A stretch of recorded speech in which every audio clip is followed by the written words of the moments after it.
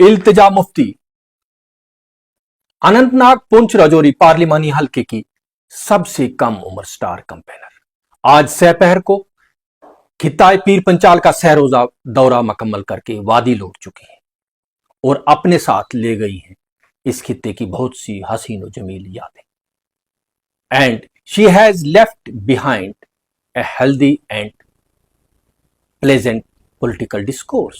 जी हां, आप सोच रहे होंगे कि मैंने यहां पे बड़े बड़े कद्दावर सियासतदानों का जिक्र किए बिना एक नातजुर्बाकार खातून सियासतदान को क्यों जेरे बहस लाया, तो उसकी एक वजह है कि पिछले 1-1.5 माह से जब से खित्ताए पीर पंचाल में बहुत से सियासी महारथी बेलगाम घूम रहे हैं, तो उन्होंने अलग अलग तरीके से कंट्रोवर्सीज क्रिएट की हैं, अलग अलग तरीके से कॉम्युनल टेंशंस पैदा किए हैं, कहीं पे का वाराना हम आहंगी को जख्म पहुंचाने की कोशिश की है।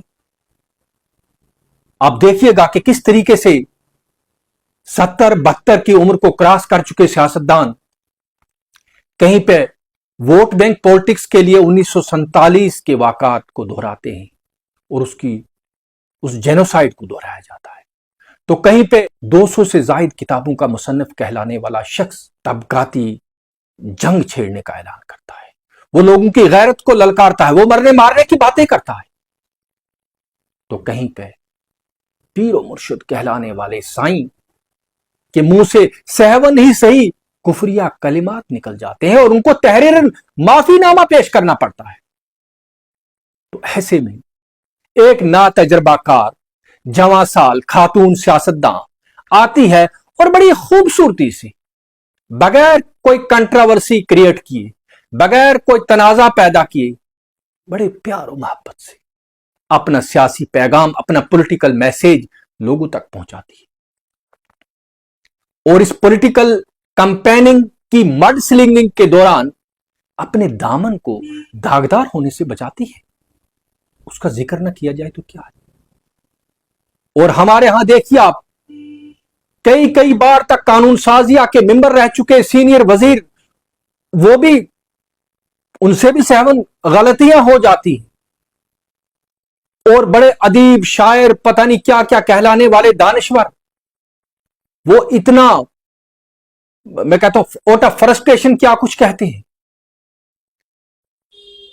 तो बताइए भाई, इस बात से साबित होता है कि आप किसी के जज्बात को भड़काए बिना, आप कम्युनल टेंशंस पैदा किए बिना, आप तबकाती जंग पैदा किए बिना, आप जात बरादरी का वास्ता दिए बिना, आप कम्युनिटी या इस तरह की चीजों को बीच में लाए बिना भी अपना पॉलिटिकल मैसेज बड़ी कामयाबी से लोगों को दे सकते हैं।